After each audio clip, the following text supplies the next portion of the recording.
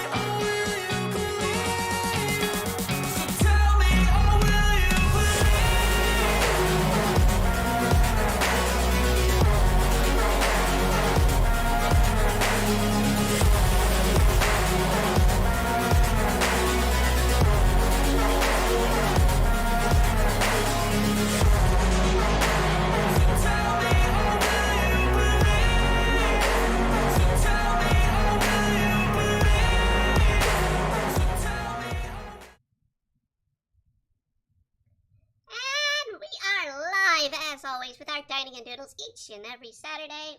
I welcome you all for joining in today, and we are going to be taking on a new challenge today. As always, we do these by request, so if you have a request for Dining and Doodles, each and every Saturday we come out and do these shows. We do these by request. And this is a request this week to draw Sunshine Glimmer. From Equestria Girls, as she does have a small, I don't know if she's ever officially appeared in MLP Friendship is Magic, in My Little Pony Friendship is Magic, but she did appear, she's appeared in several Equestria Girls films, and I don't know if they've had anything other than the films. If they had a show, I don't know. I mean, it is, of course, the spin-off of My Little Pony Friendship of Magic. But we had a request for her to be in a school mascot of Grable from My Little Pony Friendship is Magic, because everything sort of relates to each thing in the world. So that's what we're doing today. We're drawing that up today. I know it's not going to take that long, so I wanted to do a background fitting of the series. So we've also got some artwork from the series of the basketball school, stadium of the school, and what it would look like. So we're going to try and do that as well as we go through this. And I thank you all for joining in, as always. Please like, comment, and subscribe on these videos. It helps us be found in the algorithm. It helps us get more of an audience. We have references, as always. I'm trying to see where my Glimmer is here. There she is. Okay. I also have the Grable right underneath him, her for the reference, so we're going to use Grable as well, under. So, this is Grable. He was a dragon bully from My Little Pony Friendship is Magic. I have watched it. It's been a long time since I've watched it, sadly. It was good. I mean, it was a good show. I've also watched most of the Equestria Girls movies. I don't know if, like I said, I don't know if they ever got to a TV show. If they did, it's, you know, I have not watched it. But they did do the, I've watched the videos. Usually we work on a 20 brush. Today we're going thicker than that because the characters are a thicker outline, so we're going to use a 40 brush tip on the characters, and we're using their color outlines, because when you do characters like My Little Pony, some of these other characters in the more modern cartoons, and see, we're already on a different scale here, where they're going to be in a color scale. Screwed this up here already. They're going to be done on a color outline and not a black and white outline. So I think we've done MLP characters before on the stream. I think we've just kind of briefly covered them before, but we're going to be doing Sunshine Glimmer. I admit, yeah, I liked her character, and you know, the fact that she's an ongoing character in Equestria Girls. She's sort of the reformed villainess of the series for that, which they had a lot of in the course of the regular series. They had the reformed villainess, but Sunshine Glimmer was playing more of a greater role in the series. Do I like her as a character? Yeah, I mean, she's got a unique character design. I'll give her that. The thing is, I mean, most of the Equestria Girls I see, it's pretty much about not being the fit-in girl, trying not to be the fit-in girl, but like, they're always in a group together, and, you know, they all kind of fit in, and what's odd is, out of the regular main 6 that also play in, Sunshine Glimmer's the 7th sort of character, and she doesn't quite fit in with the main 6. It's weird. It's weird. So we're gonna treat her, you know, as good as we can in the series. I mean, the series treats her fairly. We're gonna go with the traditional jacket that she's got on in the beginning of the series when she's introduced. In the first movie that it was, you know, and you know, it's a good way to tie in the series to kind of get the magic spills over from one world to the next. I do like the idea that they put together in Equestria Girls to make a spin-off. But like I said, I don't know if it actually became a series or just became a series of movies. Because that's all I remember it being. But then I was watching it through streaming and other means, so I was watching it in a way that I couldn't see it on television, so I don't know if there was a TV release. It's if you're a fan of the series, let me know, you know. But one of the things we're going to talk about today, since I was like, oh, well, usually I like to try and bring up a subject tonight. Tonight's subject is going to be weird dreams. And this covers a little bit of the subject with our drawing today. But I mean, if you don't follow me on social media, if you don't know, I was sick yesterday. And if you didn't watch the stream last night, you wouldn't know that, of course. But the whole time, I've been sleeping most of the time for the last 2 days, a lot. And with it comes a lot of dreams, and I swear I've been getting some really, really weird movie quality dreams. I mean, the first one was about an amusement park that sort of forced you to work there, and then you could never leave. And it was sort of like that horror and it slowly made you fit into the role that you're forced to play in that amusement park. And it was weird because I mean it had, you know, 4 friends going into the amusement park, and then by the time they started or some of them started getting clear-headed enough to try and escape, it's winter time, and it still seems summer inside the park, but the moment they leave, their car's like broken up and decrepit and snows around the ground, and it's just weird. Then I had another one literally yesterday, which involved aliens and them coming around and basically pseudo-evolving people in a weird way, basically saying in order to they came to breed humans with themselves, and it sort of gave humans these sort of unique abilities. And when the humans came back to Earth to get free from the aliens and try and break, you know, start a rebellion, they come back and Earth's already like mined to crap. Like half the Earth is missing.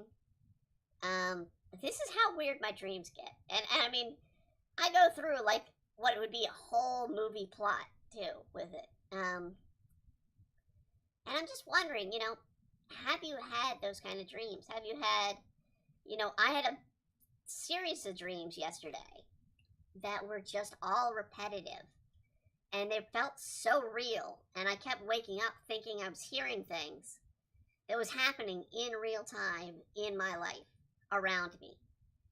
And I was like, no, that can't be possible. No one could be talking that close to me and not be outside my door, you know? And it's like, no, I'm waking up and it's like 5 in the morning, and I'm like, no, it's gotta be, you know, the illness acting up and making me feel weird and that kind of stuff.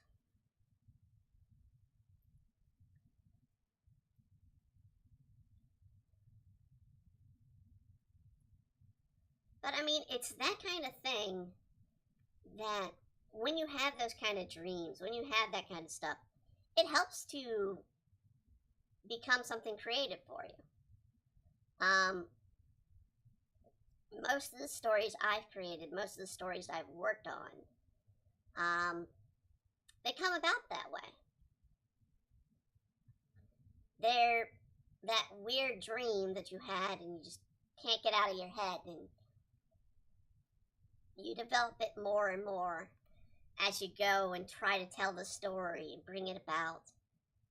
And I mean, what greater way to say that than a freaking show about talking ponies with magical abilities, or a show about girls that come from those talking ponies, a high school, and I mean,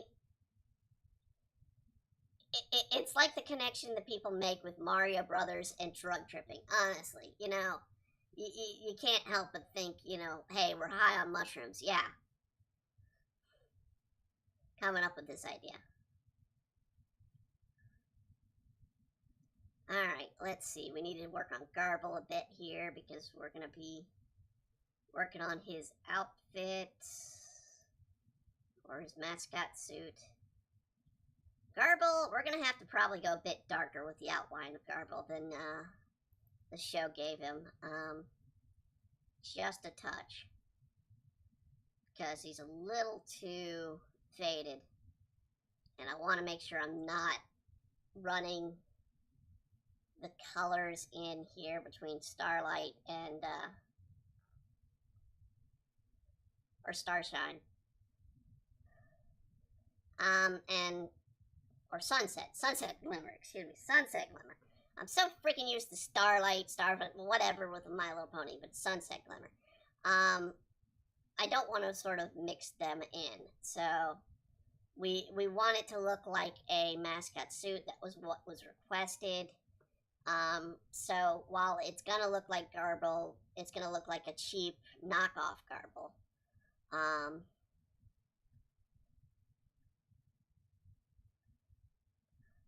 like I said, this doesn't take long. It's a very simple look for these characters. It's probably going to be kind of a short draw for us today. I'll do some showing up of Demon Blade as well as we do this, because it's not gonna take as long to draw this out.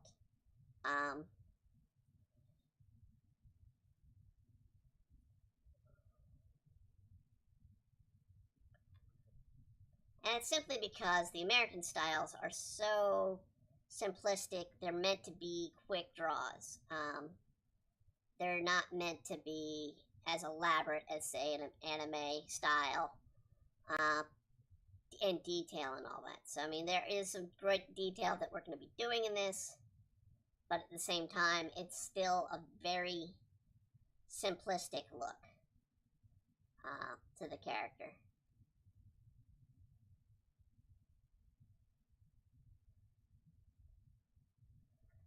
In fact, when I do MLP characters, particularly for the series Magical Magic Princess War, we are the characters drawing MLP characters tend to take the shortest time. The same with sort of some of the Steven Universe characters, and a little bit of the Adventure Time characters as well. The characters that take the longer time, Star's not that hard, but Rick and Morty maybe a little bit. Focusing a little bit more as we go into more detailed characters. Of course, the Sailor Moon group that we now have in the series, the villains, we want to make sure they look on right when we draw them, and such. So, I mean, it's stuff like that that I do kind of want to make sure I'm making them look as realistic or as on point to their original design as they look.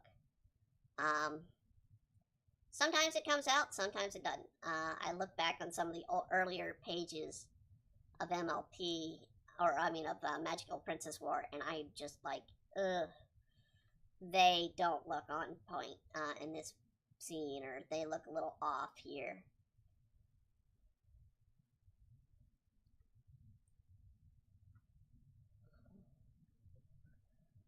So, and it's sort of the kind of the thing. If you're gonna do fan arts, I mean, there's a couple ways you can go. You can go your original style, which there people do, and I mean, as Demon Blade shows, I have my own original style. It's kind of unique, in a way, but it's also very anime-esque because that's sort of what I've learned to do over the years. Then there's, more, I see people with more cartoony style. They get a lot of attention out there. It varies on what not people are looking for. I think these days things are going back to anime style, more realistic style that people are looking for, or it's going very, very simplistic. And it's showing more and more shows that are on the block for the future are either really, really kiddie, really, really simplistic design, or are anime slash, very, very detail looking shows. You don't have sort of that cross blend that MLP has, or that an Adventure Time has. And it's partly because they're not showing the popularity that they once did. And frankly, it costs a lot of money. Some of these shows cost, in animation, it costs hundreds of thousands to do an episode. So, I mean, you gotta think, it's not entirely cheap to keep doing this art. And if you're doing something that's mediocre, that won't sell product, the companies are now realizing, hey, we need to make something marketable. If it's not going to be marketable, if it's not going to be sold as a product, we're in trouble. And so that's what we're kind of seeing nowadays with animation studios, particularly in America. I don't know, maybe in Japan a little bit. They're looking more towards marketable animation.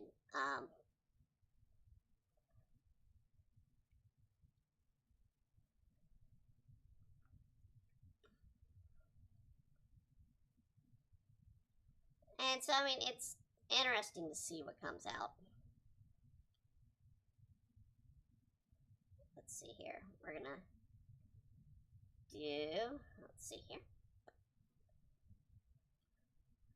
So while this is, I mean, very much a good example of the difference in styles. We're doing this very simple drawing tonight, or Dining and Doodles.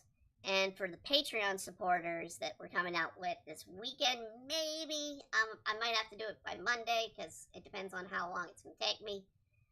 We are continuing the costume shop, which is based off of Final Fantasy XV's look, and trying to mimic CG characters in a 2D world. Very, very difficult, especially very elaborate, realistic-looking CG characters. So it's going to take me some time to draw them out. But yeah, I mean, hopefully people will enjoy it. As always, but we'll see.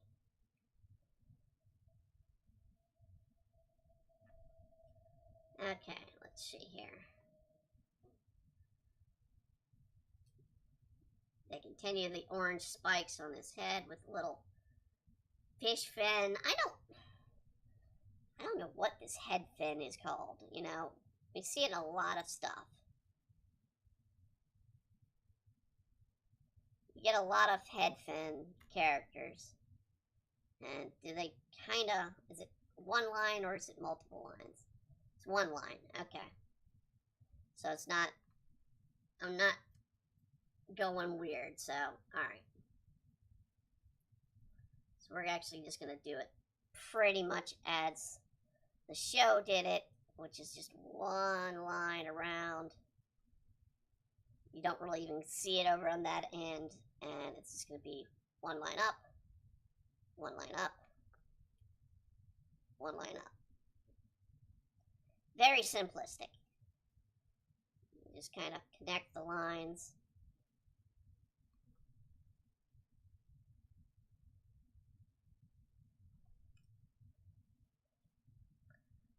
And we'll do the same down here because it does continue on down below. Do something similar.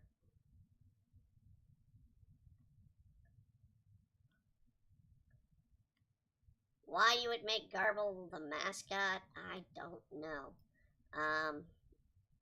He was the stereotypical bully. I mean, it's literally what he was introduced as, and in my opinion, always stayed. I think he came back in one other episode, but he was still the stereotypical bully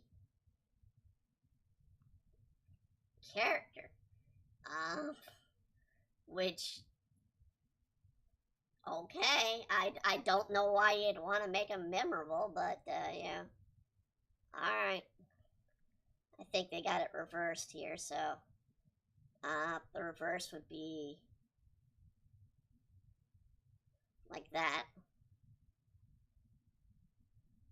Is it reversed? Am I right? Yes, it is reversed. Okay.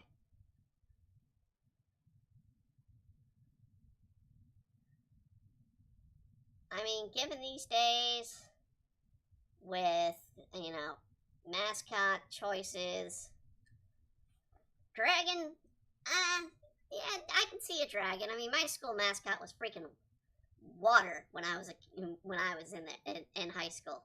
All right, it wasn't even a freaking mascot. We were all like, we can't represent this, and eventually they changed it after I left. But it was water. All right, how the hell you represent water on the field? Beyond me. But you know, I was there for 2 years. We started that school when I was there, and when I left, they changed it, and I'm kind of glad because they also sucked as a football team. Took them 2 years to score a touchdown. Not win a game, but score a touchdown in a football team. And it's not like, oh, well, these are going to be, coming from bad schools. We had students coming from the 2 best football schools in the area. And everybody was like, oh, this school is going to do so great with football team. And they were going to be great. And it took us 2 years to score a touchdown. That's pathetic, man. I don't do sports, but that's pathetic.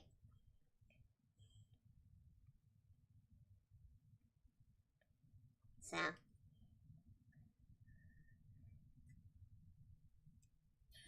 let's see here.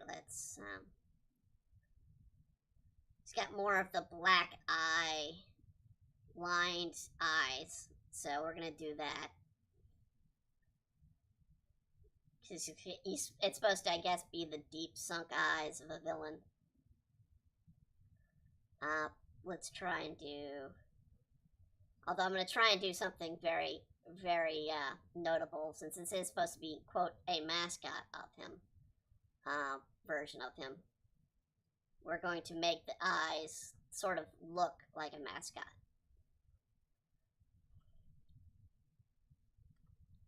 Version. Because we got a lot of time. I mean, we're almost done with our characters, and it's already 8. It's only 8:30. So I mean, we've got a lot of time left on our hands because it's a 2-hour show. Let's see here.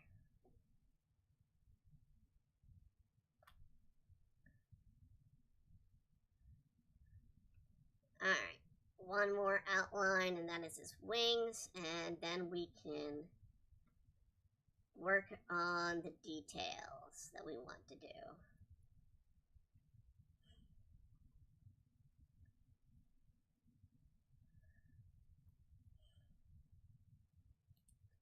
Alright. In fact, you probably can see one thing that's different that I was doing for this mascot look, and yeah, that's the patch that we've got here in the sketch.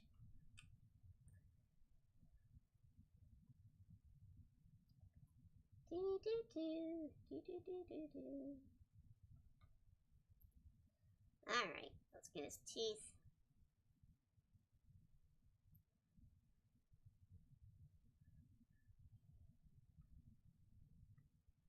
Bring those out.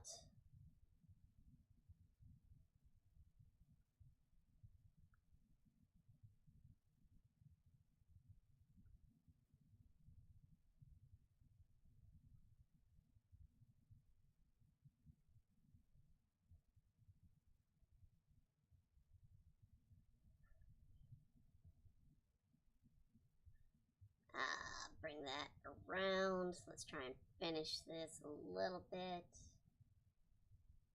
neater.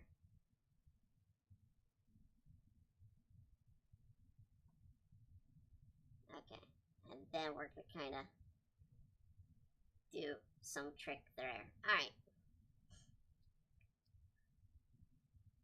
So I want to do the patch here, so we want to do something. I'll do it as we go. Let's deal with the color schemes first. Let's start with our girl, Sunset Shimmer. So let's get her skin tone. Let's get her separated for eyes so we can do this. And bring this out. Bring her eyes about.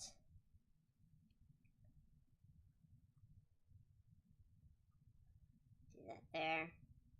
So I know that's going to be open.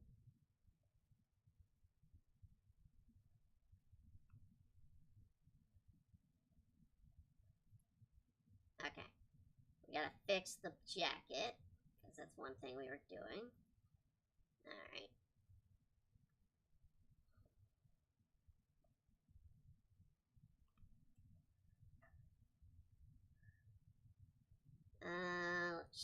put a little hint of the shirt with her mark on. And bring that on up.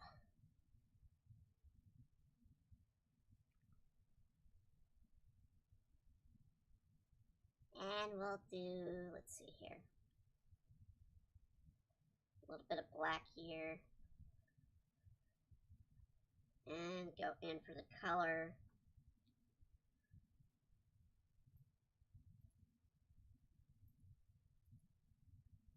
There. Let's get her eyes done.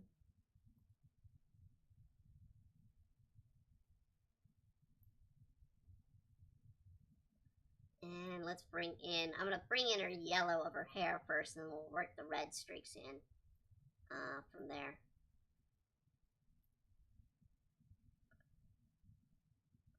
So we'll work from light to dark on that end.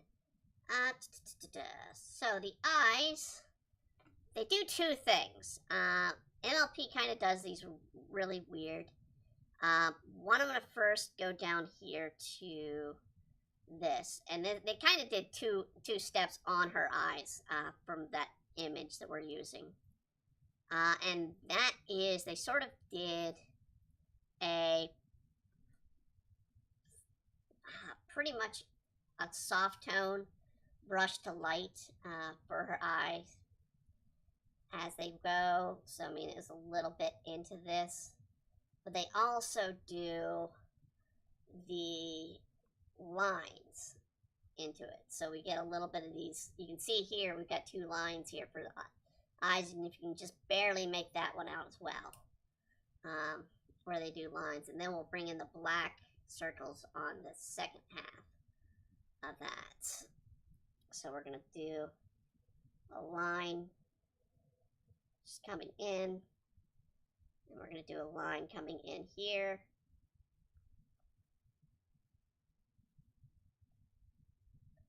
And then we're going to go in with the highlights line here that goes under her eye.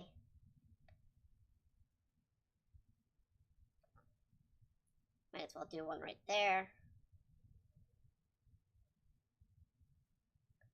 Bring in the eye.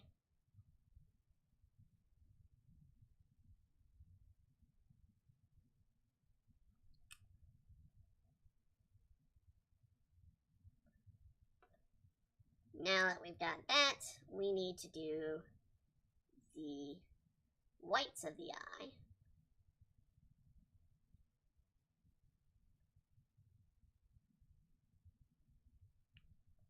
Let's do the white.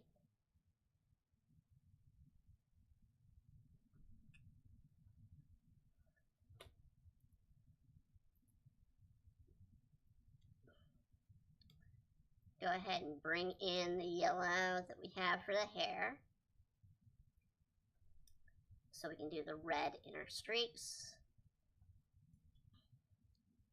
This is where it's going to pay to really look at where her hair does what. So I mean, because she does have a unique design with her hair. So we need to sort of try and follow that since we're drawing her. Actually, I'm going to do, let's redo that there. Right, let's do that here, and then she will do this line here, down, stroke, down,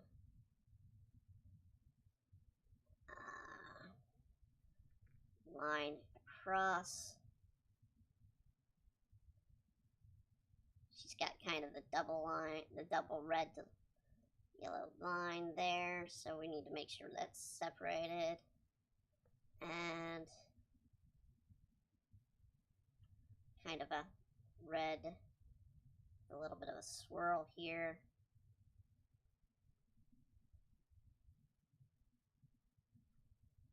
And a little bit of a red here. A red streak right back here. So let's get some red in there.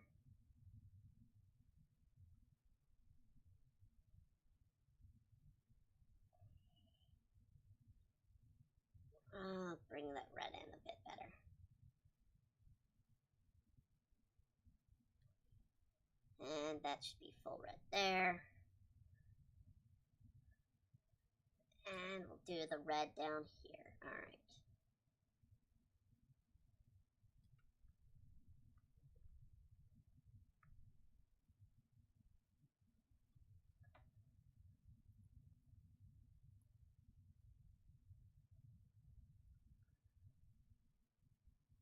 So there we go. We've got that kind of red going in.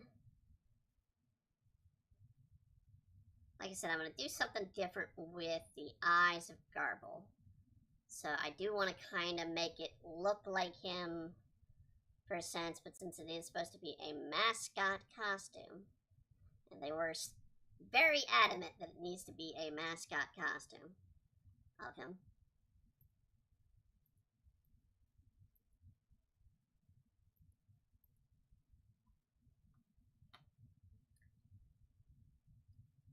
Let's get the eye, the yellow of the eye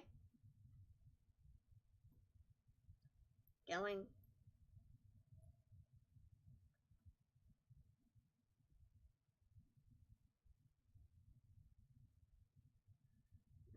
Put the purple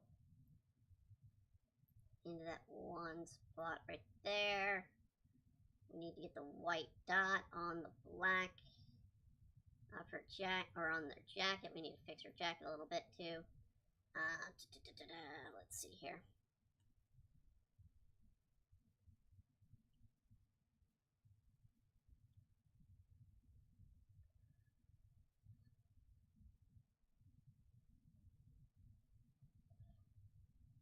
Let's do a little bit of color here.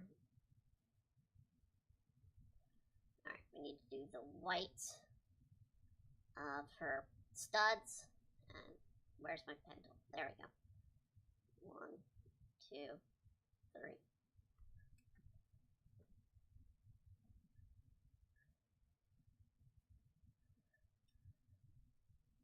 Bring the teeth on in here, which are all whites. We're just going to go stay with white here. 1, 2, 3, 4, 5, 6. Now, I am going to make this actually black right here.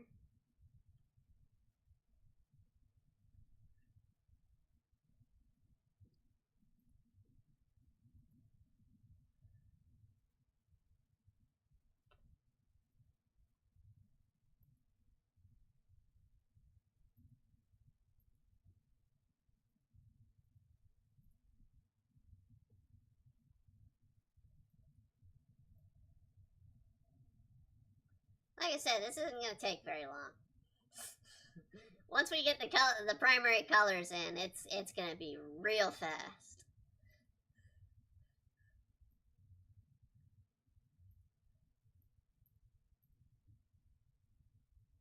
On this one. Alright. We still need to deal with the patch there. And we still need to get the orange going here.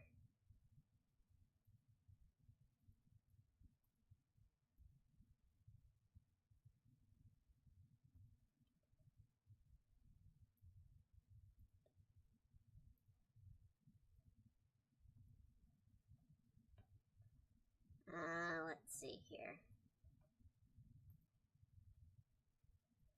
The orange continues on these spikes.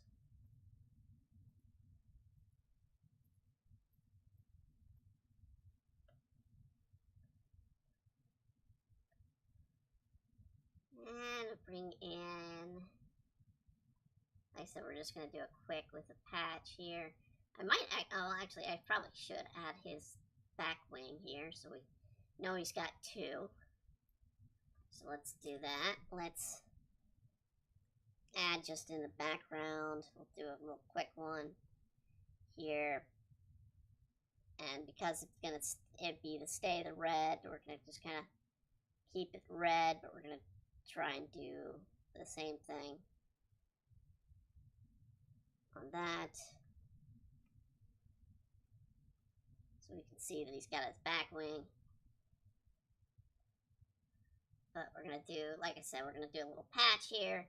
I'm gonna do it in the same, since we're following color schemes with characters, we're gonna do something like back here, we'll do a patch.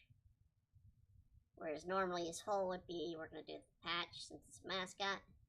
1, 2, 3, 4. Just make it look like we patched up the suit.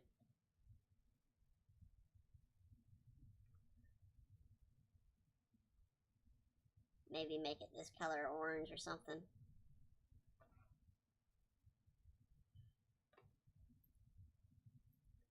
So it's not so much that it stands out. But it's still on there and you can tell that it's a suit. We're gonna probably add, since it is supposed to be a suit, let's make a zipper down the front. And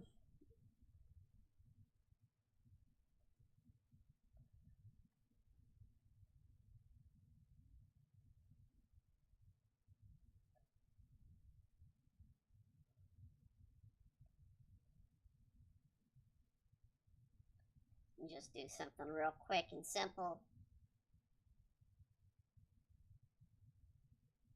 Zipper up the front.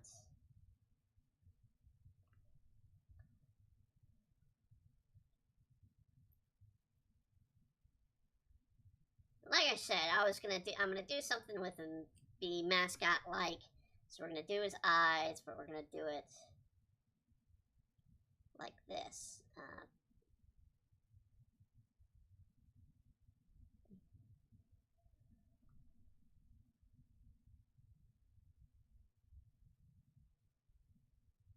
Actually, let's go ahead and we'll black them out, and then we'll dot them with like a gray or something, or a different color. Let's dot them with a red.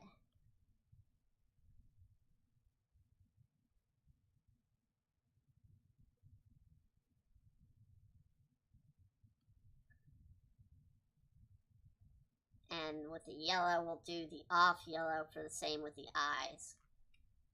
Just to give it sort of that look like it's a mesh eye for a Mascot.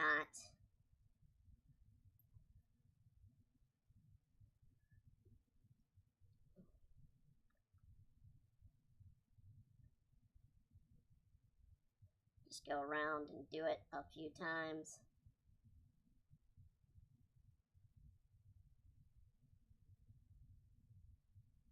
We're just kind of making it look like it's a suit instead of a version of the character from the original show.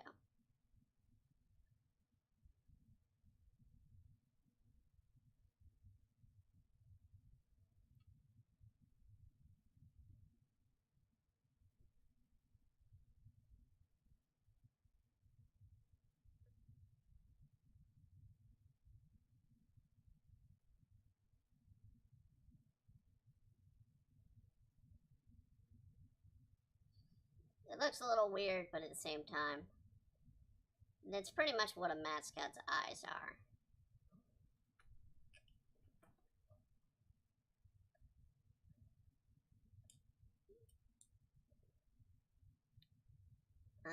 Let's see, there's some more details in him that we can do. The quote-unquote infamous consummate V's, as Strong Bad used to state. You need to make sure you have the consummate V's. Consummate V's.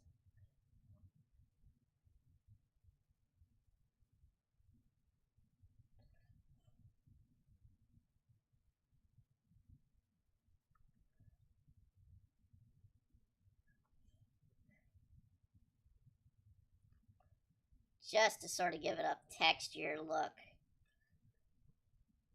And I mean, there, in 40 minutes, we've done the character. It's done. We don't really need to do more. It's fitting of the show. In fact, I can go ahead and remove, let's see, I'm trying to remove the right ones here. The characters from the scene. Now, like I said, I wanted to do a background that is based off the show. So I have not one, but two scenes here of the same gym. So we have, I don't know if they're from the same episodes or if they're not, but we have 2 scenes from the gym. So this is what their gym looks like with the bleachers out and with the bleachers in. So we get these kind of colors. We know what their color scheme is. That's sort of the treatment.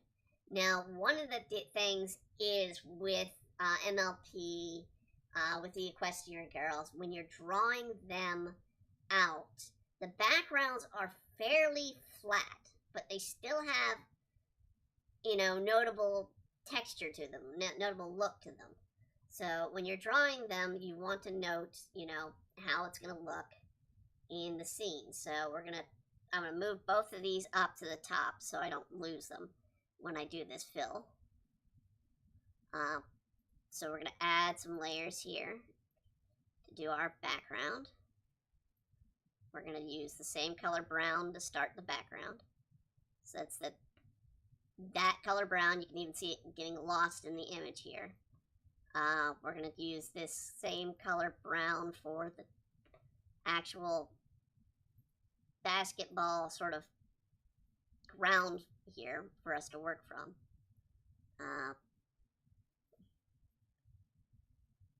There we go.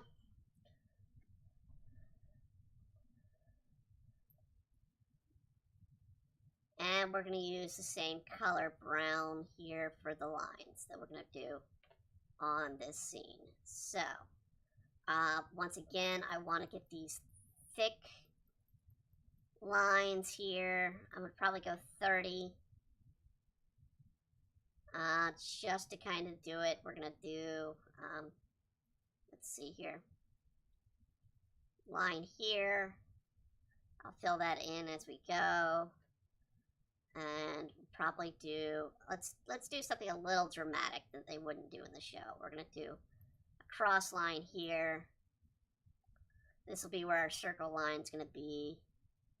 And since we're doing a foreshadowing, we want to bring the image out, so we're thickening that line as we go. So that's one of the things we're doing here. So we're doing this, we're thickening that up. So when you do something like that, when you do something dramatic, it's important to remember your perspective usage. We need to fix the circle here before we go. Let's make it all the way up to, let's just go ahead and take that up to 60 and see how that looks. A little bit better. So we get the circle there.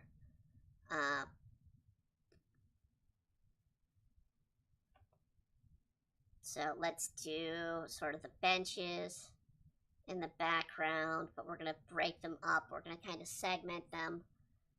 So we want them as sort of, they have them seated in this, I guess it was, if I recall, this was a pep rally scene.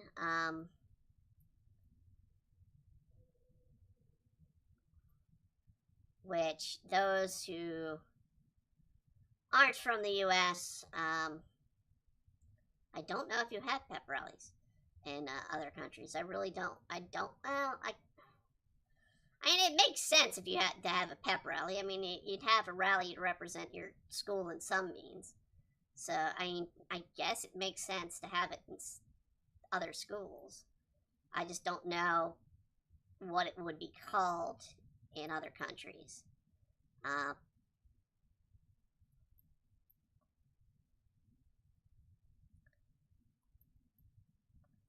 Is it still called a pep rally? I don't know. But we're just going to kind of do this base color here. Green, we're going to work from, and we'll work out from in here. So we've got the green here. Go with the next darker green, which is going to be sort of our thing. And this is where I'm going to do the squares. And we're going to do, let's start right about here.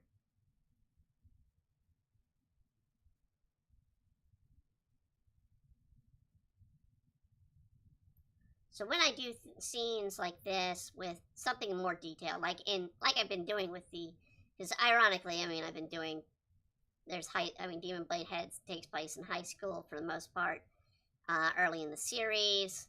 The characters have had bleachers involved in this latest chapter, because it took place on the school football field. And there's going to be another chapter where they're back on the football field. And in a few chapters, they'll be in a basketball stadium, like this. It's important to kind of know how these will look coming out, and which angle you're looking at the imagery as you go to hit an image. So I mean, they thought through the color here. They kind of thought through them being out, because you can kind of see the thickness changes from a very simple bleacher standpoint. And we're going to sort of follow that up here. We kind of already started to do it, but we're going to do it here. We're going to follow up that it's out. So we can't do any thicker than that. So we're going to go smaller, thicker. And we're going to actually go kind of thin line here. And then we're going to go even thinner line up here, to where it doesn't even show on that last run. So we're just kind of bring this in here.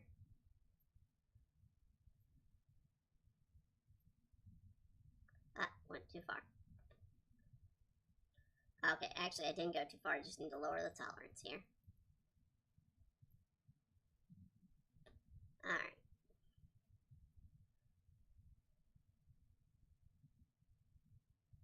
I kind of want to add this sort of school color background here. So let's add something a little bit more. Because I don't like the windows. I mean, I don't know about you, but the gyms I always went to,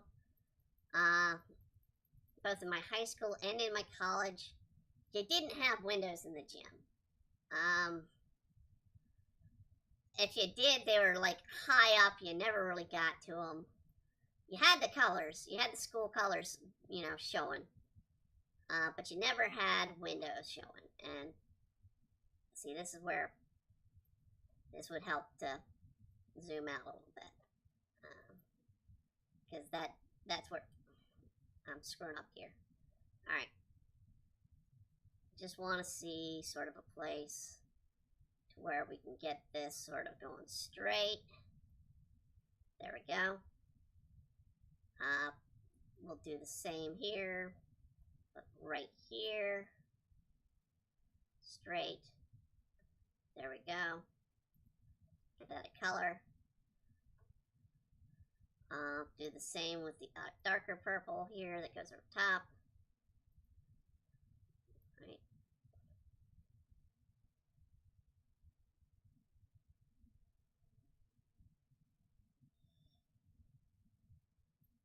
Laura Faust is an amazing artist. Her husband, Craig McCracken, is an even more amazing artist in my opinion. He's done a lot more things than her, but I mean, they're both amazing talents.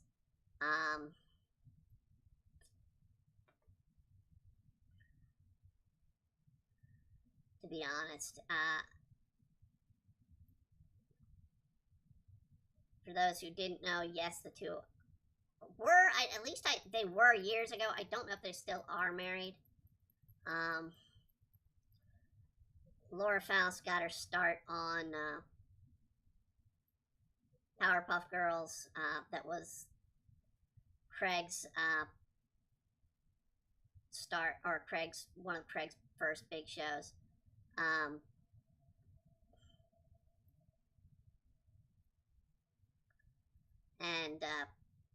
So I mean, it's nice to see that, you know, she came through, did her own, and became really good with the series and design, and people have taken off, because I mean, I don't think she was really involved in Equestria Girls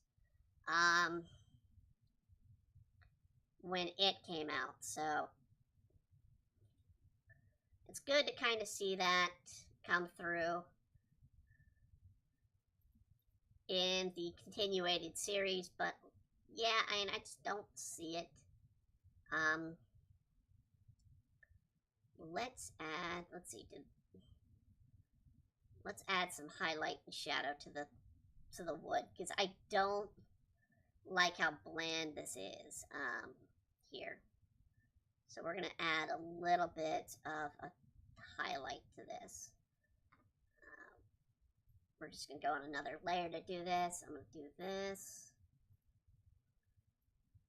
We're going to take that, go lighter.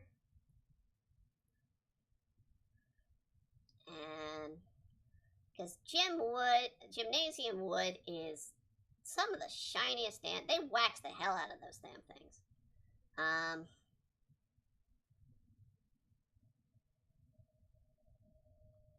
mean, they have to, I guess.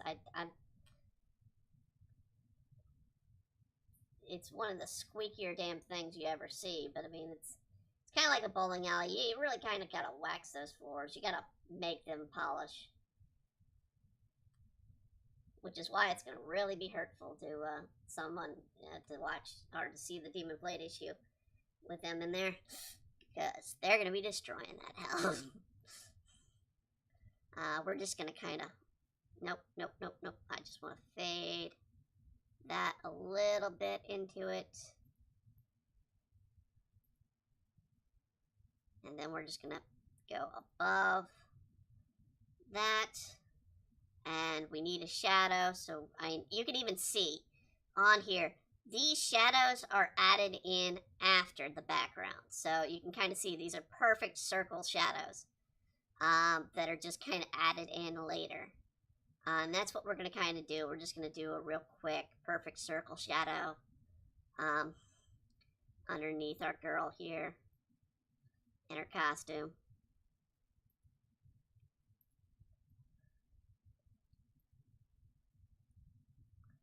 Right there. Just perfect circle shadow. Just plop it down. So yeah, I mean, not difficult. We've done this in an hour. Normally we do these in about 2 hours. So they don't take that long to put together, to do. I'm going to go ahead and remove the 2 drawings, or the 2 images from the series we've got. So we got it done. We got the request here, the mascot, and then whatnot done. So, simple enough. Very easy, put together. We're definitely, this is still going to be kind of a short run, because I'm not going to go too much into depth with more details. But I know one of the things a lot of people have requested, a lot of people want to see in these Dining and Doodles, is how to do a comic. How to draw out a comic page. So these are some of the last pages I'm doing here of Demon Blade Chapter 8. So those of you who don't know, I have an original comic series. It runs on Kappas, it runs on Webtoon, it runs on, we release the books on Amazon for you to read. It's one of the things we put together I try to release a page a week. This is basically the next page that's going to be coming out. As I'm forming it, so I've been designing out how the character's going to look, how the setup's going to be, how the line's going to be. I'm doing sort of the same here on the final page. One of the things I do with the final pages, and I'll pull one up here from before, but when I get to a final page of Demon Blade, I want to sort of have that bum moment. I want to have that, well, I mean, the best way to describe it is the doom. At the end of each chapter of One Piece, you have the dum. It's that sort of beat of the drum to return you to coming back for the next one. So I try to do that also with my own work, to make sure that we end each issue, each chapter, on that note. So I'm going to pull up 7s. Where we kind of hit that note. So where is the final page of 7? I'm trying to see it. There it is. Okay. So this is the final page of the previous chapter. So we had the comic story elements, and one of the things I did here is because we did a large sort of promotional piece for the upcoming Homecoming arc. I wanted to put that in the background as well, so that was seen as the story takes place. So I have to split this up because I have to do the sponsors and all that in the bottom page. So this is what I'm doing here.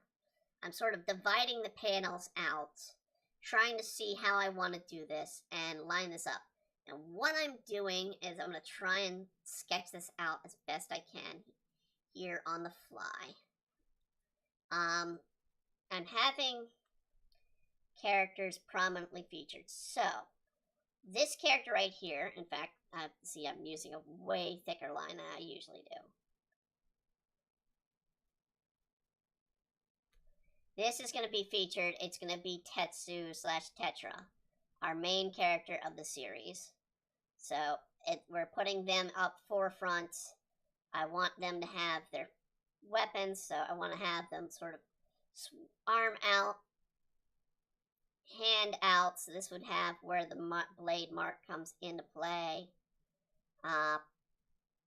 They'd have their hand out. They'd have the sword. So we're going to have them grasping the sword and the blade going up that way. And we're going to do the clips there. And then sort of just have them sort of chest going that way, but focus straight head on. Then I'm going to have my facing backwards, so the another main featured character in the series. And as it's going into my story, I kind of want to have her featured backwards. The difference is she's going to appear as she's not before with her white robes back here. I think I've drawn her before in her white robes, but I've never quite shown her wearing them. And it's her hair is going to be kind of twisting down this way as it goes. So basically, we're having two things line up. We're having, and I'm going to try and do this in color here if I can, even though this is not done in color. We'll do the color. I want the sword to go this way. I want my hair to go that way. I want the blades, because it has the ribbon, to go also this way. Because what I want is to give sort of a spread out feature. So the lines here are going to be page breaks, or gutters we're doing. So when I'm designing this page out, I want to have basically these segments and separations. So each of these is going to be segmented and separated with different characters' faces. So with that being mine, this being Tetsu, we're going to have one character here, and I believe that's going to be Yoku, who's going to be our villain. And he's going to be looking stern. He's going to have his evil sort of look. His hair flying in the wind here. Little bit of him sort of overlooking, maybe menacing, looking down at Tetsu. So his eye goes down this way. We might have Kyle sort of completely here, where he's kind of being masked away because he's kind of in a bit of trouble at this point in the story. And you can't see his eyes. So that might be something we do there. Then we're going to have two characters that are going to be prominent in the next chapter. And they get introduced at the end of this book. So we get the little girl who's named Ruth Turtle. That's literally her name, Ruth Turtle. She's going to be focused over here. And then we're going to have the head of the sword maker of Saburo Kaji. Which, if you know your Japanese, Kaji literally is turtle. So, that being said, it's meant to sort of be this flare-up page. And then we do the thanks, blah, blah, blah, blah, blah, blah, blah, blah, blah, blah, blah, blah, blah. The little, copyright info right here. This is the preview of the next chapter. That's literally the cover of the next chapter in black and white. We'll do the logo. Or maybe I'll do a little mini Britney moment here or something, or over here. So, I mean, that is how I go about designing a page. When I think of a page, it's like, how do I break this up? How do I break down segment by segment an image? And a lot of people, there are different ways to do it in Clip Paint Studio. There's a couple different ways to do segments, and one of the ways, this is the frame button section. So this is one way to do it. So you can see I got a little section here. This gives me a frame. This is the frame to work from. I don't like doing this. There are ways to do it to make it look nice and featured with them, but I don't like doing this because it's awkward. It's not as good as setup, and there's a better way, in my opinion, in Clip Paint to do these. One, use your guides. So half of the image is right there. So we're doing half the image right about there. We're doing these different lines to end out, so we need to make sure we have an end point for these guys right on the side of the thing. So we need to make sure we do guides on the sides. And we need, since they're all going to kind of meet at one point, we kind of need to do a center point here.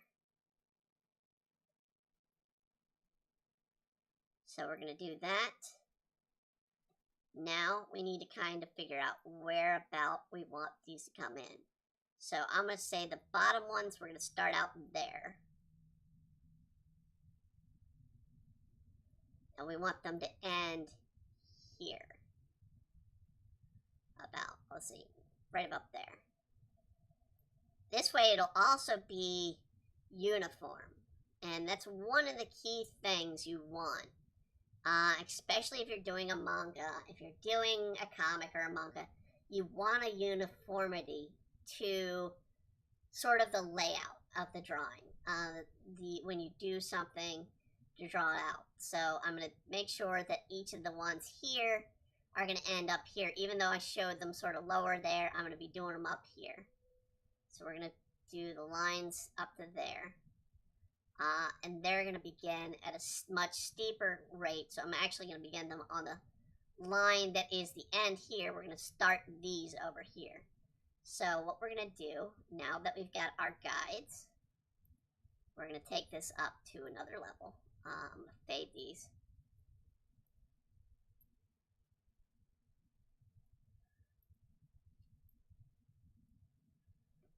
Okay. We're going to go to our line tool. I usually stick with 10 point for the model, for the line tool.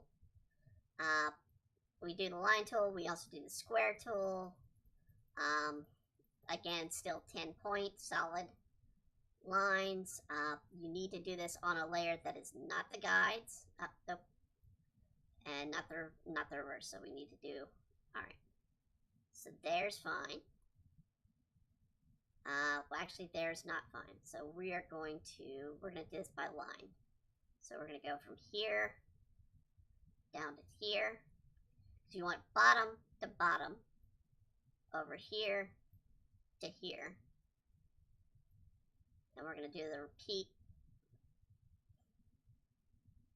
over here. And we're going to bring that out. Now we're going to do from the top to there. Then we go up to here. From bottom to bottom. And we want to kind of bring it up properly there. Okay. And then from here to top. And then we can do that right there. You might be like saying, oh, well, how are you going to draw this with Tetra or Tetsu? How are you going to do, you know, I'll show you. We're gonna kind of, since we got the time, we're going to kind of go through building a comic page here for you guys.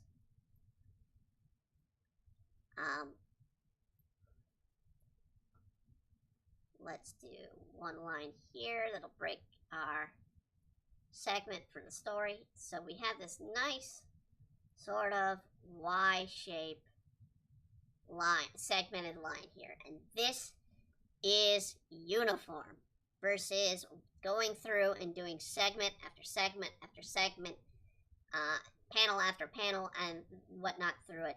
It's a nice uniform sort of segment where we can have each character primarily focused as they are, and then we're going to have a standout character here and a standout character here. So this is something that brings a little pop to the screen, pop to the eye. So we'll do on a layer above this is where we'll start our drawing of Tetra, and I'm going to sketch the character out. So we're going to do, let's get a little more detail here. Oh, I'm still on, I got to do one thing here. Alright. I got to get rid of the guide now. Important thing, get rid of the guide. After you're done making the guide, or making your split, get rid of the guides. So, we're going to draw in Tetra. And yeah, I'm going to do Tetra because it is going to be the female version of Tetsu. So it is going to be Tetra. So we'll probably do something with her hair as well, coming into play. So we'll do face here, over top, nose, mouth, shoulder. Do sort of a lean shoulder here. Into another shoulder here. This is Tetra, she's got a chest.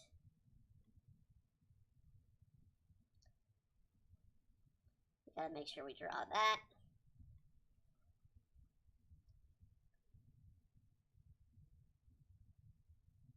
Because it's more Tetra in this story than Tetsu at this point, for this story arc. Because it's very much the mystery girl that we've built up for the last several chapters is finally coming to pass, and in Kyle's case, his mystery girl, it's coming before him. He's finally finding out the history and the past that's coming out, and we get Tetsu, a little bit of Tetsu's shadow past coming into play as Mai's story comes into play. And most of Mai's past comes into the part. So we're just going to bring this on in here, make our character have her chest out, probably bring the arm out here. I might do, let's do finger here. This also shows you my process when I start doing the sketches for these Dining and Doodles, because normally I don't do them live. I do the sketches off stream, most likely the day before, or the day we're doing it, or maybe a day before we're doing the stream. So you're getting to see the process of sort of how a sketch is put together. And because we want Kyle's face sort of covered, we do want this to be his, he's being kind of hidden behind here. Because Kyle's having a bad time right now. Character Kyle's not in the best of situations.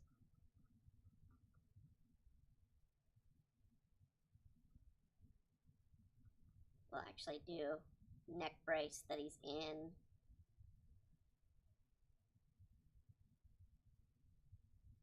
Bringing his chin a little bit.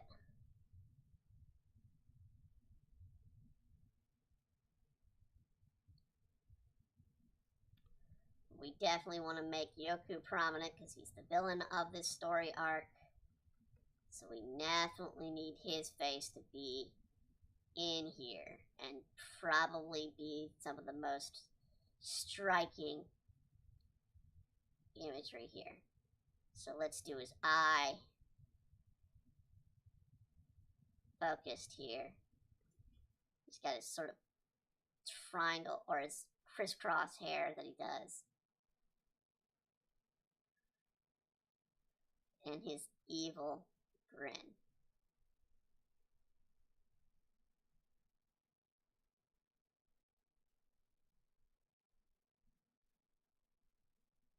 Kind of give him that even a little bit of a beady eye there.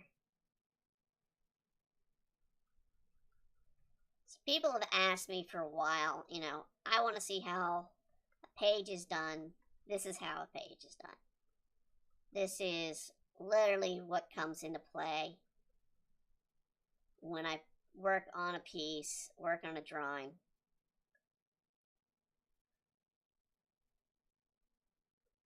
How a page is put together.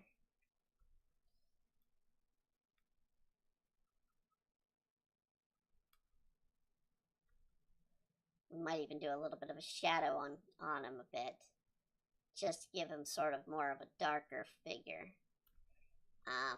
Making that one eye stand out and be prominent.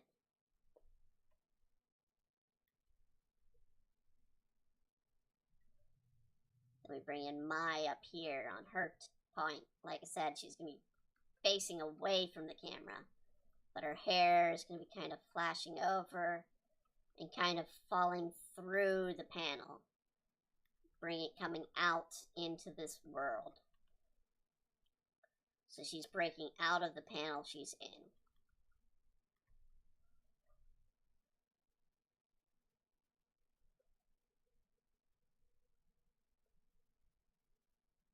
And we're going to see her. And like I said, we're going to do her white robe. So I kind of want to do something fancy with that in the image. You're going to see a lot of people are like, oh, Mai's supposed to be a Yuki Onna. Most of the scenes with her, most of them, they have this big white robe. Well, this is Mai's white robe.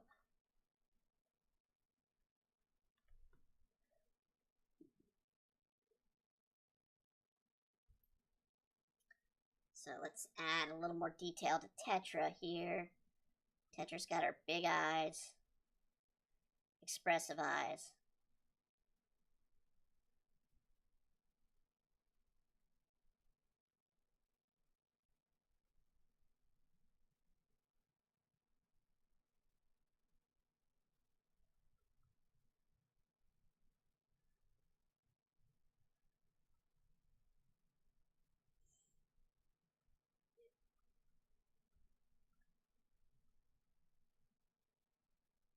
She's got her scar, so that's prominent, both on her neck and on her chin, so I need to make sure those are prominent.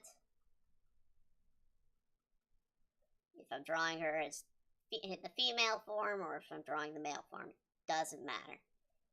It's very prominent with the character to have that scar.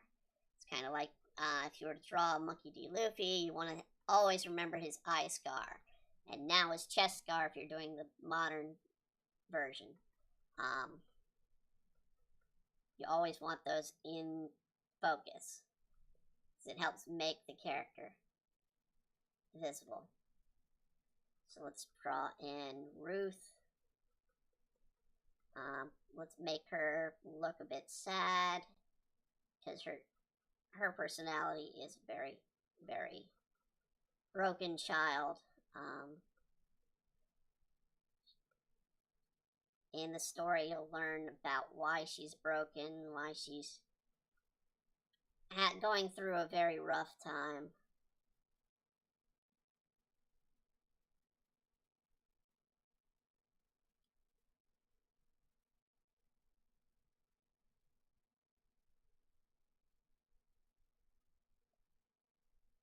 But she's a prominent character as the story progresses, as is all of these characters, so it's important we give them the focus they have.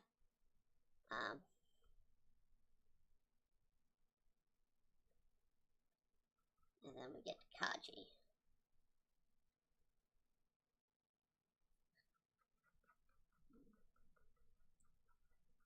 This time, while I normally draw Kaji in his ghost form, since the next chapter is very much Kaji's backstory, we are actually going to show him in human form. Again.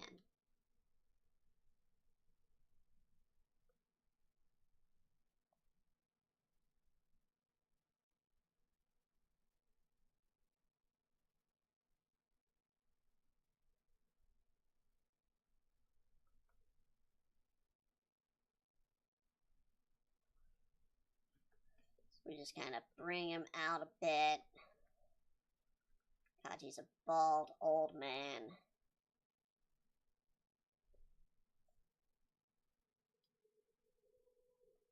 He's broken.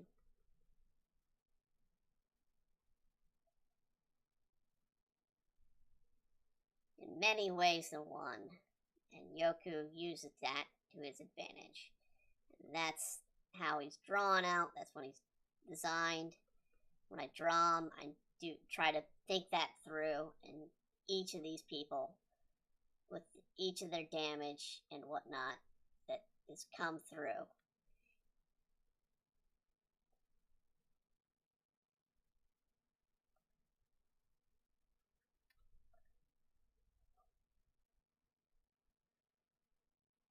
So now you see more elements of how this is developing. So I want to give a prominent shirt. I usually, when it's Tetra, I'll usually make sure it's very effeminate or showing off the shirt, goods, because Tetsu, while he complains about being in girly clothes, tends to go scantless when he goes into Tetra form in the series. She's not afraid to show off the goods.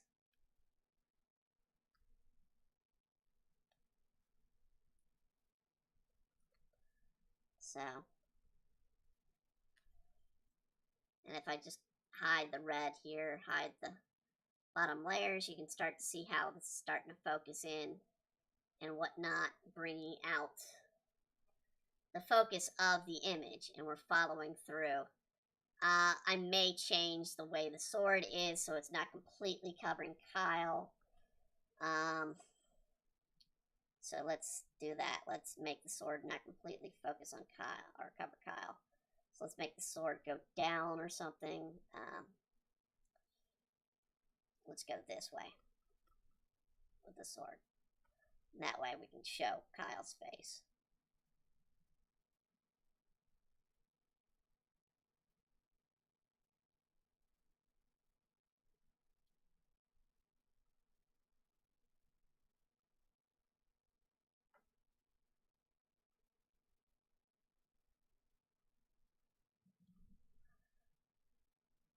And so, yeah, this is just a real quick way.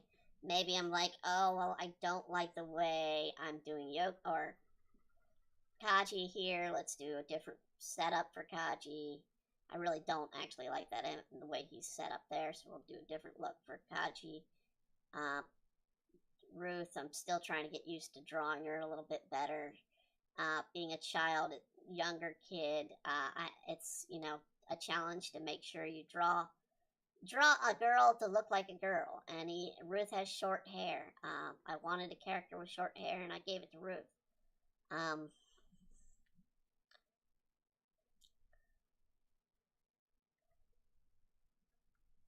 Let's see, maybe do Kaji looking up. Be the only character in this that's looking up. So let's do him looking up for maybe like in a moment of repentance. Because much of Kaji's character is he's trying to repent for what he's done.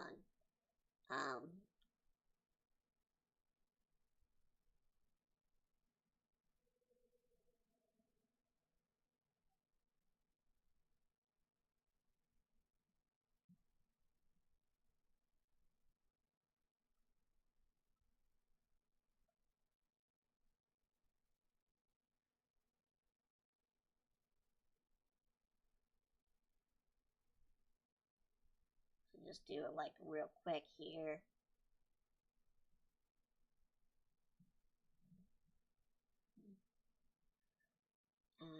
Bring his eyes out.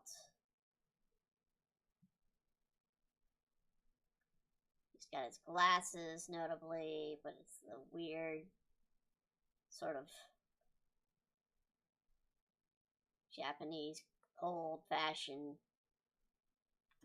glasses that would be, I guess, the kind of glasses you'd get around the turn of the century of 16th century, 17th century, which is what he comes from.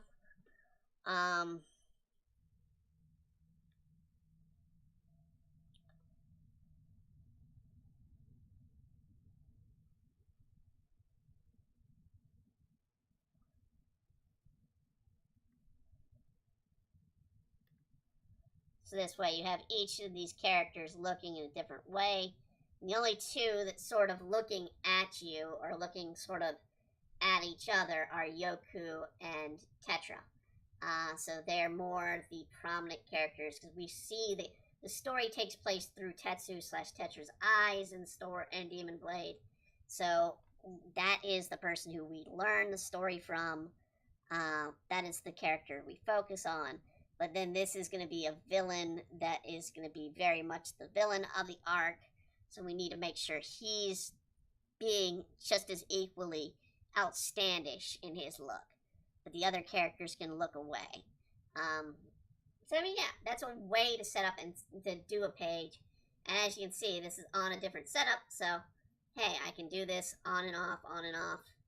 And I can go, okay, well, I want to start drawing this.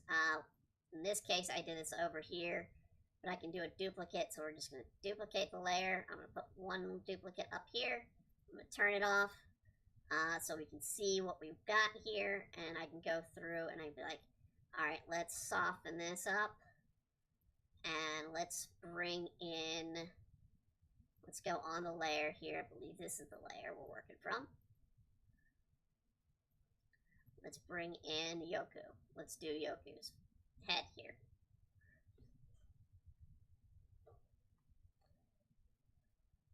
Since we still have 30 minutes, we'll do that. So bring in the eye, sort of the chin here.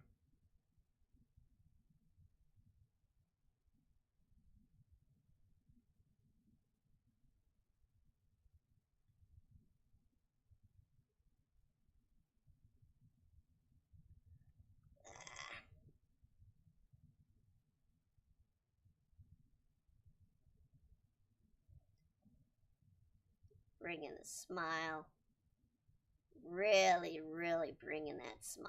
Because part of Yoku is just that devilish, snakish look.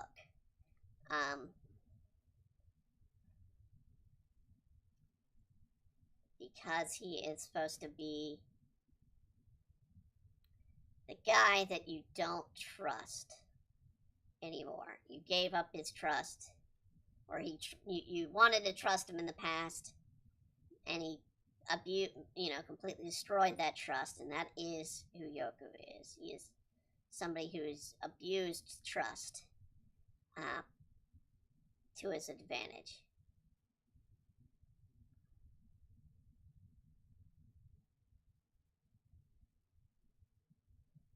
So we need to make sure it's very prominent in his personality, in his drawings. And two ways I do that is one with a grin and the other with the eye. And actually I gotta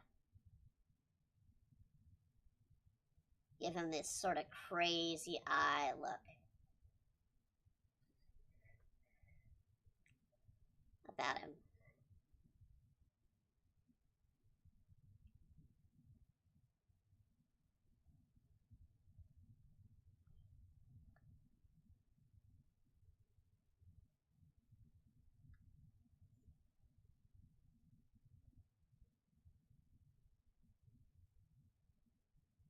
Alright.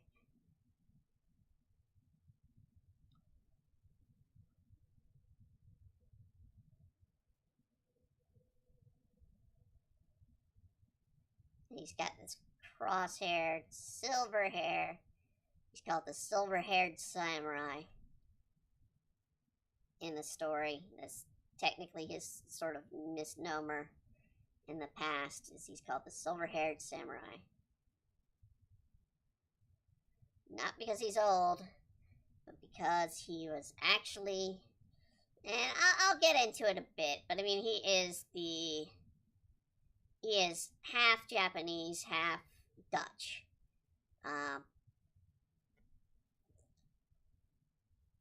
In the story, and that's, his hair went silver because it was a mixture of that dark black hair of Japan with the bright Dutch blondes.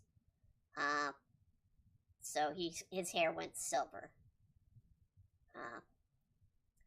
Look, and he has these purple eyes. When I do him in color, I gave him purple eyes because I just think, hey, it's a lot more notable when you see these purple eyes beaming at you.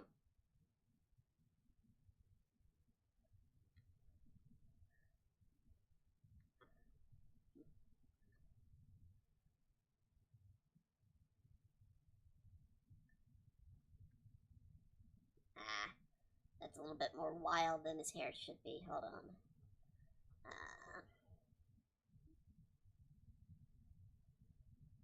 But we're going to learn a lot about Yoku, Mai, and Kaji in this next few chapters.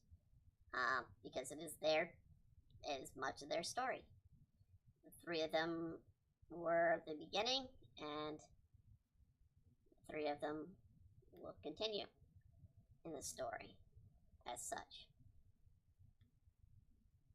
It's not all about Tetsu, and it's not all about Ino.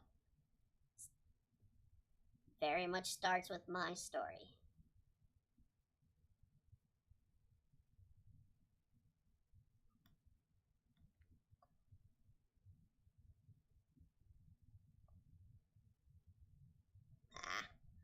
Don't like how that went.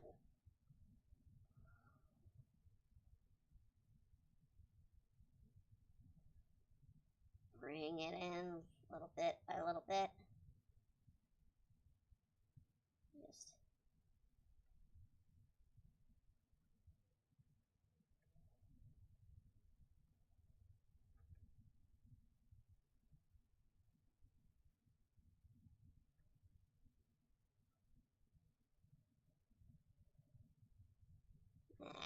don't like that last one. There we go.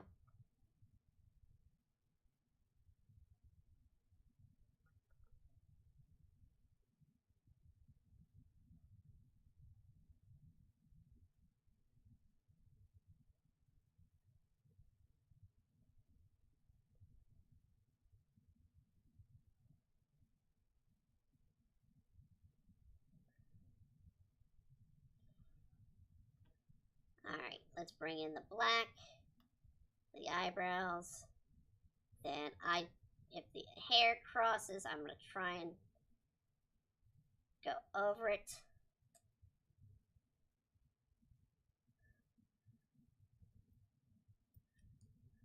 Let's bring in some white here, because this is black and white comic. We do it in black and white for the aesthetic means.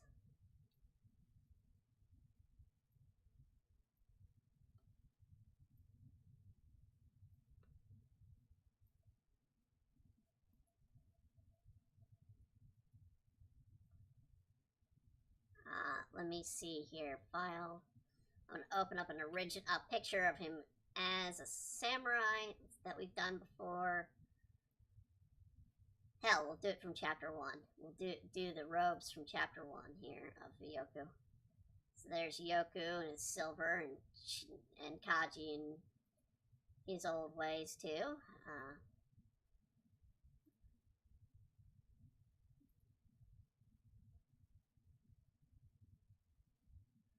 Of course, I need to do the purple eye. Despite it being in black and white, I still use the color schemes that is based off the character. So with Mai, I'll have the blue hair. With Tetsu / Tetra, I'll do the brown with the bright blue eyes, and so on.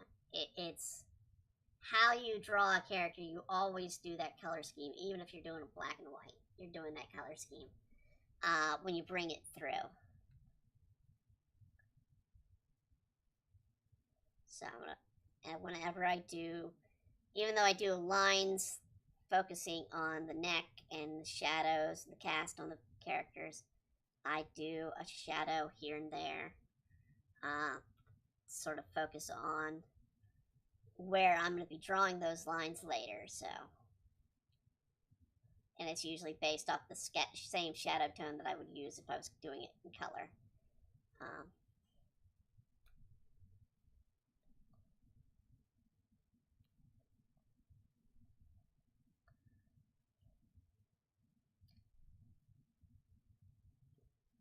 So, in the case of Yoku, his hair is going to come down from these.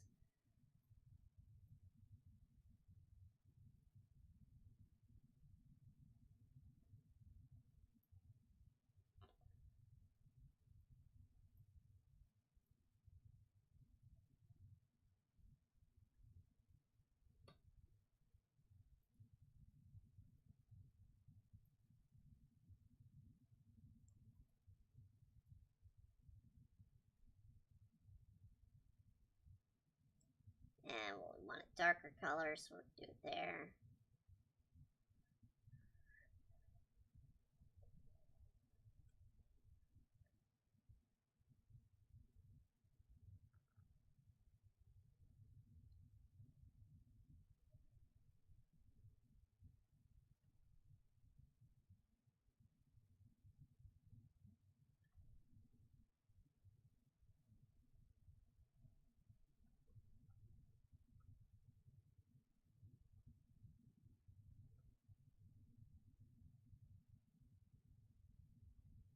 And we'll do some line work here so it doesn't interrupt.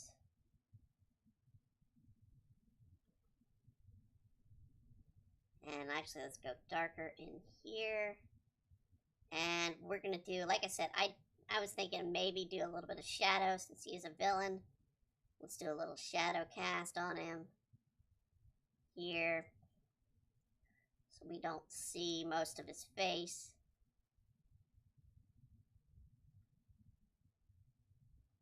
As normal, we see it as dark shadow.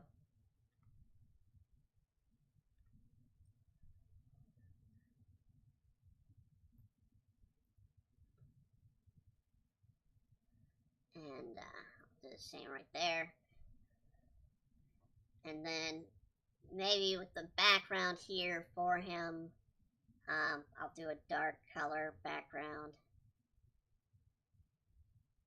to help make him pop a little bit more. Add a little bit of a silver or white highlight on his hair to give him that silver gleam. I don't like how that was going, so let's go here.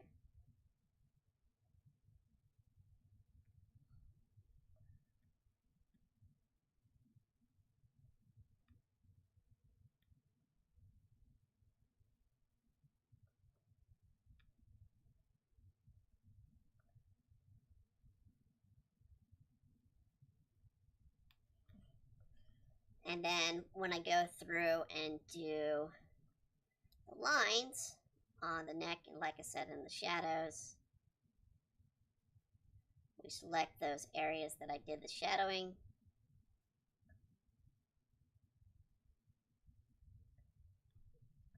Hold on.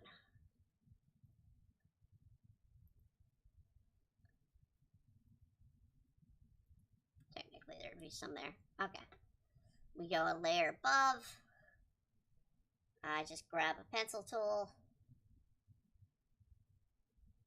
And I just do, well, I could do something, or have a segment or something else to do it.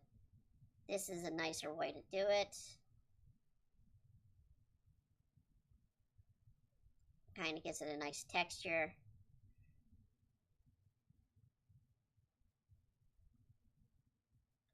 To it, and then if I wanted to go darker shadows here, we can crosshatch.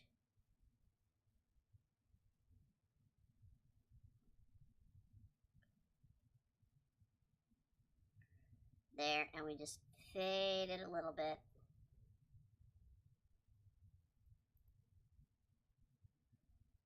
And that's how a panel is done. That's literally how a panel is done these days from me. A real quick drawing, a real quick put together. I might redo Yoko a little bit better, but I mean, I kind of like how the setup is here. From the sketch to the lines. I mean, it literally took us 30 minutes to put together a panel, a drawing, and the layout. So, I mean, it will take a little while longer to go through, do all the panels, do the color, and then I gotta do, like I said, I gotta plan out the bottom half here, which is always done this way, to, 1, show off the sponsors, 2, put on the copyright information, and 3, promote the next issue, as well as give a thank you to the readers. Sometimes I might throw in a joke in there. So I might do that somewhere in there. I might not. I mean, it'll depend as I go. And in fact, one thing I might end up doing here is color scheme for the characters, because each of the characters have their own color scheme. Like Kyle's color scheme, while he's got a brown and whatnot, the color I associate him with is turquoise. The color I associate Kaji with is a dark green, while Ruth is a lighter green. Mai is associated with a light blue, Yoku with a purple. So I mean, and then Tetra herself is associated with white. So, I mean, that is sort of the element we work from. And it's a way to do a layout. So, I mean, we still have to do Tetra that goes over top. I would have to draw her in. We can do the sketch here. So, I would be drawing her in on a layer above. So, I mean, I'd basically hide everything underneath, and I would draw her out as I have her drawn in. And then once she's drawn out, she'd be on top of the layer. I probably can show a layer where I've done that, where the character's on top of the layer as they focus. Let's see here. I know I've got one in the chapter.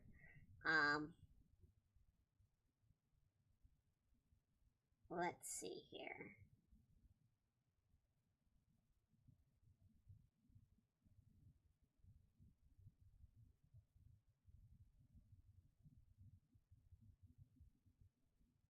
Okay.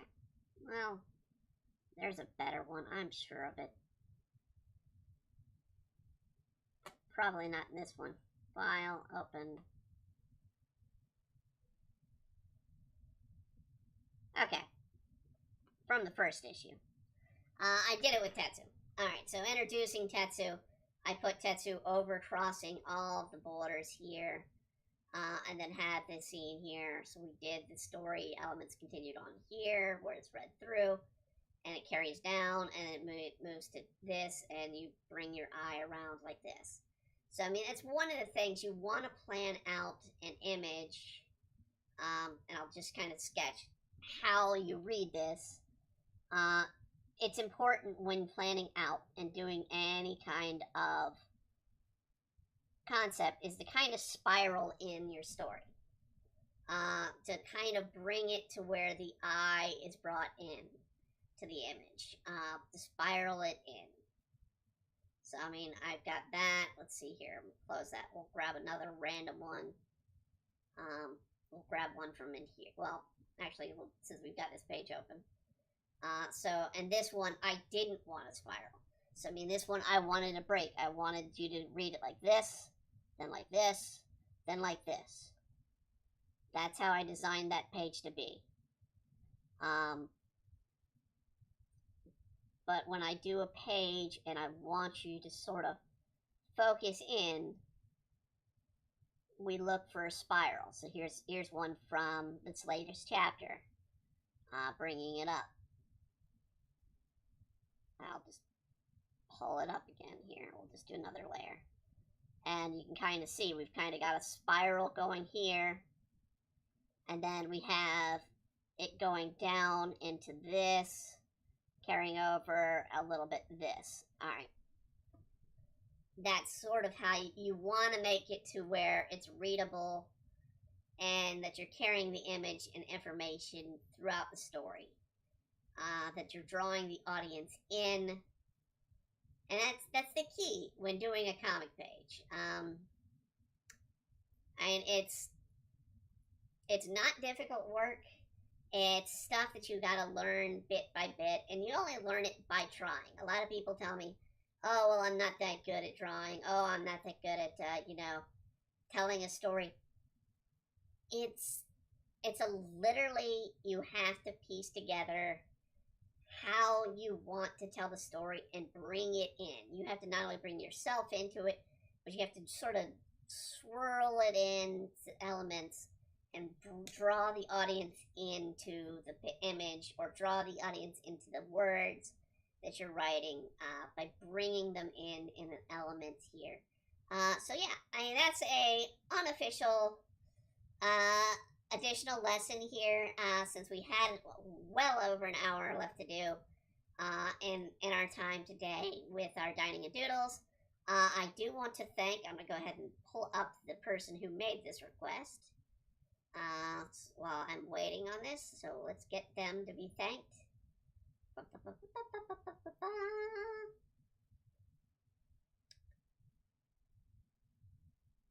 Okay. I want to thank WC Clark 88 off of DeviantArt. They were the ones to put in the request today for this drawing that we gotten done today. I want to thank them for putting in the request. As always, you can do a request yourself. We do this each and every week on Saturdays. And for about 2 hours each time on Saturdays, we do these drawings. They are by request. I think we currently have up into about late June. So we're getting to where we're catching up on those requests. And if you want to request something, by all means, leave a comment. Definitely. I read the comments whenever they're out there. I know I had one last week. Unfortunately, I wasn't able to translate it. I know it was Spanish. I'm going to have to look to translating it. But they did want to say thank you for the infem. I wasn't fully understanding what they're saying, but yeah, thank you for that comment. We have, like I said, we regularly do Patreon releases every weekend as well. They are by request by our Patreons. They are comic pages or more. I might have one that starts with Green Lightning, so we might have some Green Lightning content coming out as well soon.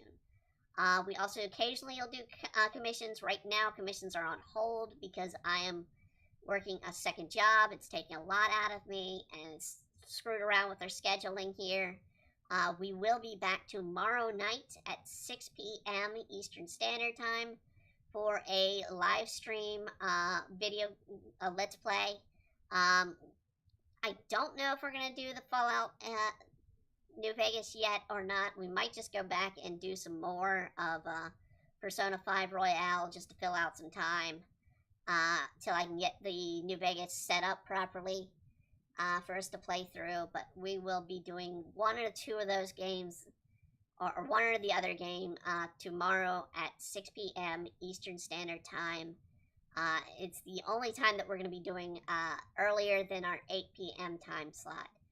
And then we will be back on Thursday with a new chapter of 11 Kingdoms on our Storytime read, which is also a by request. If you have a story you want read,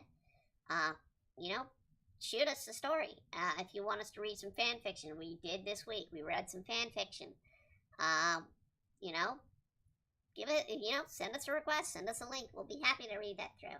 But for right now, let's get on to our sponsor of the series of Dining and Doodles. We do this each and every week.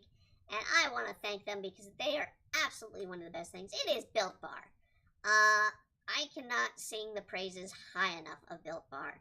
They come out with new flavors each and every week. They are absolutely delicious. It is they are technically a protein bar. That is what they came in to do. It is first and foremost a protein bar. But you'd be like, hey, I don't like protein bars. They taste nasty. They're not good. They're cost more, there's all that. These are not that costly. They're running about equal, maybe a few cents more than a normal candy bar these days. They taste just as good, if not better, than some candy bars. And they have, I mean, I'm gonna go here while I'm on the stream, while I'm doing it. I'm gonna pull up their site here. I'm gonna pull up built.com, and we're gonna look at the flavors they currently have featured on their site. So we're gonna do that right now while we got it. Well, right up in the forefront, they have a happy every day is your birthday cake puff. That is their marshmallow, false marshmallow. It's not a real marshmallow. It is a protein marshmallow, but it tastes and acts just like marshmallow. But it is a marshmallow puff candy. It's kind of like a Russell Stoker. It's the only way I can describe them. Those sort of like marshmallow eggs or bunnies you get in Easter or around Valentine's Day with the hearts and whatnot. It's kind of like that. But it has the flavor of birthday cake in this way. But they're also promoting their cookies and cream, their coconut puff, their churro puff, their banana cream puff, their double chocolate, their cherry barcia, their mint chocolate brownie, the peanut butter brownie, their coconut almond, the raspberry, and salted caramel. Those are all flavors currently on the list as I read you this live. And I have tried almost every one of those flavors. I hate coconut. I do not like coconut. Their coconut is amazing. I love it. And absolutely go to built.com. Use the promo code EmbryArts. They are a great replacement for regular candy bars because they are low sugar, low fat, low calorie, low carb. Perfect for a wonderful snack break. If you are looking for something to kick that sugar hype, you know, this is the great bar to sort of help transition you off of the big sugary candies and whatnot that you find out these days. So once again, that is built.com, and use the promo code EmbryArts to get 10% off your order.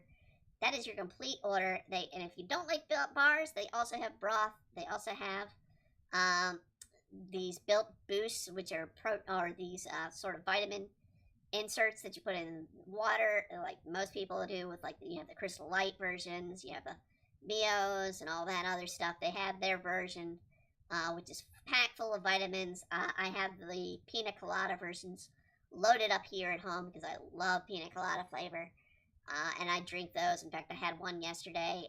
Right now, I'm just drinking some more normal water today. But yeah, I am absolutely loving it. Check them out. Built.com, promo code EmbryArts. And until then, I want to thank you all, as always, for joining in today. Have a wonderful evening, a wonderful weekend, and a wonderful year. Good night, everybody.